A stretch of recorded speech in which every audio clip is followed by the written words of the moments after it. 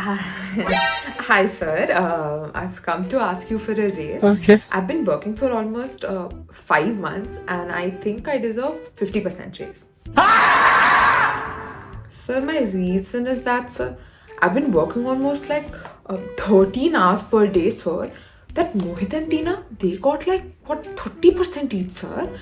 I work like more than them, sir. They go to party every day after work, sir.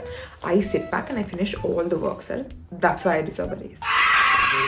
What do you mean work hasn't been a lot, sir? I've been doing, sir. Sir, please, sir, 30%, sir. 10%, sir. 5%, sir. For the sake of my hypothetical kids, sir, please.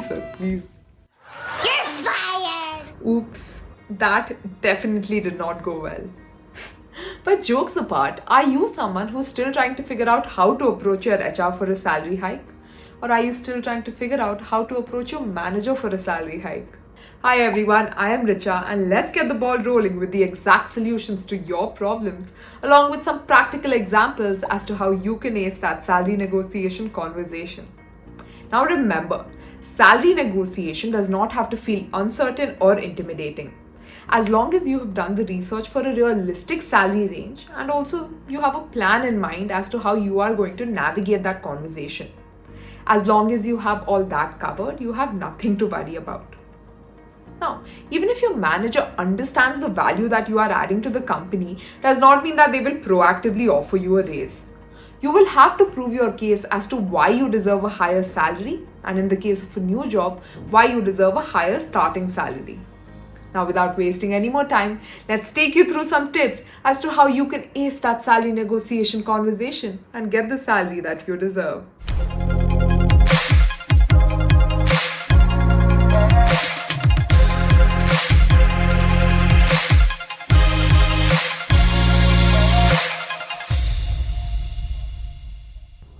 Tip number one, and I cannot stress on this enough, doing your homework, aka the research work, is extremely important.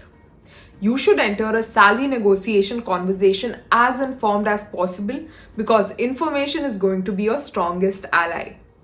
Find out more about the industry trends when it comes to the skills you possess, the role you're looking for, and the location it is at. To get a more current and realistic view about the compensation landscape, maybe talk to someone who's already working in the field so that you know what others with similar experiences and skills as you are drawing. Once you know about that, also find out whom you're getting into the conversation with. Is it your senior? Is it a manager? Is it the HR? Why I say that? It will help you navigate the conversation better. After this, find out as much as you can about the company and know. Do not read only the Wikipedia page or the About Us section about the company.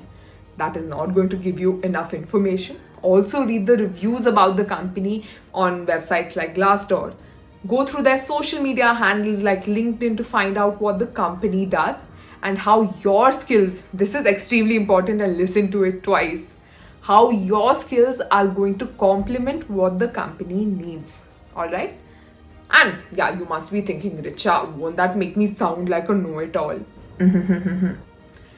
The other person will in fact think that you have come well prepared and done your research, and that will also help you smoothly guide that conversation.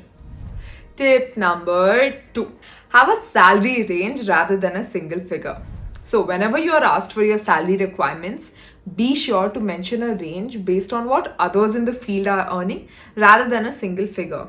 For example, I would prefer my salary to be in the range of 8 lakhs per annum to 10 lakhs per annum, and based on my skills, I believe I truly deserve in the upper range, rather than you saying rupees 9.5 lakh per annum only. Tip number three, know your worth. The time, the hard work, the effort that you have put during your undergraduation days and post graduation days are worth being earned and purchased. Also, Most people forget to mention benefits as a part of their total compensation in monetary terms whenever they are asked for their current salary. For example, if your current salary is rupees 8 lakh per annum and beyond that you also get a 20% bonus and 1 week of paid leave, then you should always mention that your salary is between rupees 9 lakh per annum to rupees 9.5 lakh per annum rather than you saying rupees 8 lakh per annum only. So try finding your minimum acceptable salary. This should be based on your education, past experiences, and specific skill sets. And always try and negotiate 10 to 20% beyond that. So that even if they settle at the minimum number, you have a slight cushion between your expected salary and the salary that you are negotiating for. Also remember that your negotiation power will depend on your current employment status. So say if you are currently unemployed and looking for a job, then you will earn maybe as much as your previous salary or even slightly lesser. Now, next, if you are looking for a new job or a promotion with your current employer, do not buy the argument that the management's hands are tied or pay growth is capped. All that is cap. But you should also have a basis as to why you deserve a hike in your salary. It cannot be a random wish. You should have solid reasons and data as to why you deserve a hike in your salary. For example, the value that you are adding to the company's growth. Tip number 4. Practice your pitch at least once before the actual negotiation. A lot of times we feel that we know the kind of work we have done, but as soon as you enter the conversation, your mind goes blank. Now, to avoid all of that, practice your pitch. The ideal partner for this is going to be someone from the corporate world, a business savvy person who can help you project confidence and also help you answer unexpected questions. Practicing your delivery speech several times can help you feel surer of yourself as you head into the salary discussion. Tip number 5.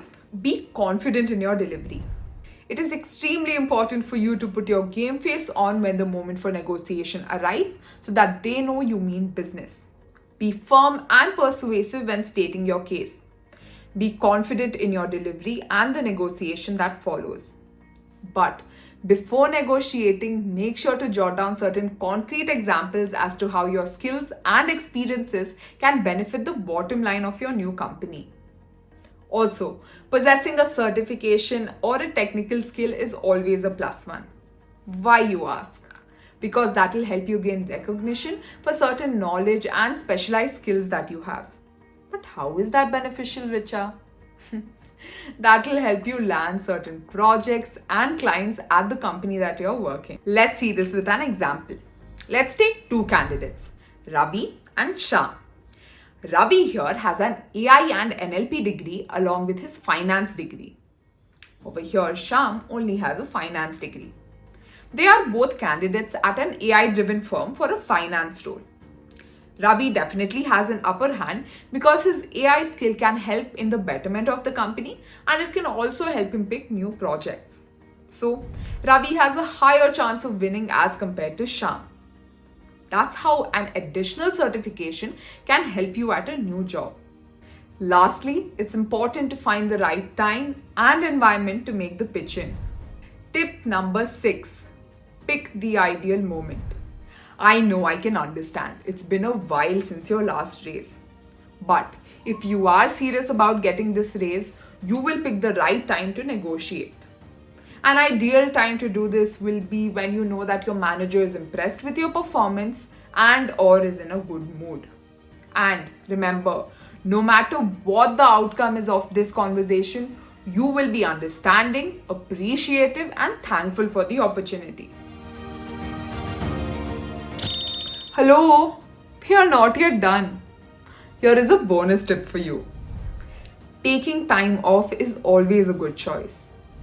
Do you know how hectic it is to pick one candidate from thousands of CVs, cover letters, and interviews?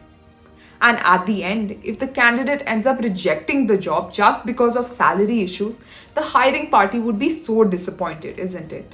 So remember this. The hirer wants you as much as you want the job. It is a difficult task for the HR. So, it is always a wise decision for you to take 1 or 2 days off from the HR in case you are not comfortable with the salary offered. In fact, that will act as a benefit for you as it will help you prepare with certain counter offers.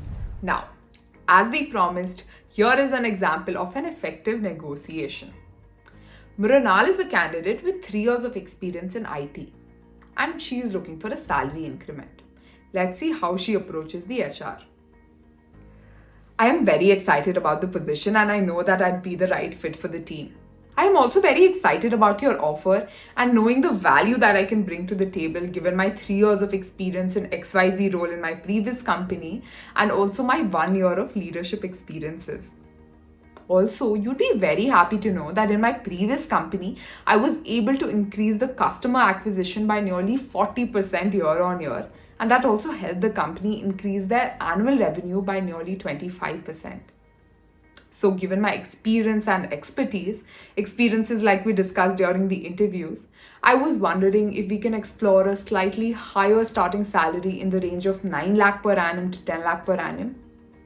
I am very confident you will be very happy with how much I can contribute to the team and to the department. Now, in conclusion, ideally, both parties walking away from the table should feel like they have won. So, thinking from their perspective too will help you get a clear picture on what the employer wants. For example, if you want a salary of 10 lakh per annum, but say the company can only offer you 9 lakh per annum, then in that case, you can look for alternatives in the form of retention bonus, retirement pension plan, or company stocks, etc. And you can also ask for allowances in the form of a travel allowance, relocation allowance, etc. This is especially true when it comes to salary negotiations. The employer should walk away having a good feeling like they are paying the right price for your services because that will help you start your working relationship on a positive note. Also, as it is true with any skill, the more you negotiate, the more you will improve and the easier it will become. And the most important thing to remember, asking is the first step. If you don't ask, the answer is always no. But remember to be polite. If you follow the tips we shared with you, you will walk into a negotiation more prepared, confident, and ready to secure the salary that you deserve. I really hope you could learn something new from this video, and do like this video and share it with your friends. And please share your experiences, any additional tips in the comment section because I'm sure we can all draw from each other's experiences. And don't forget to subscribe to this channel if you are looking forward to becoming the best version of yourself. I am Richa signing off until next time. See you. Bye.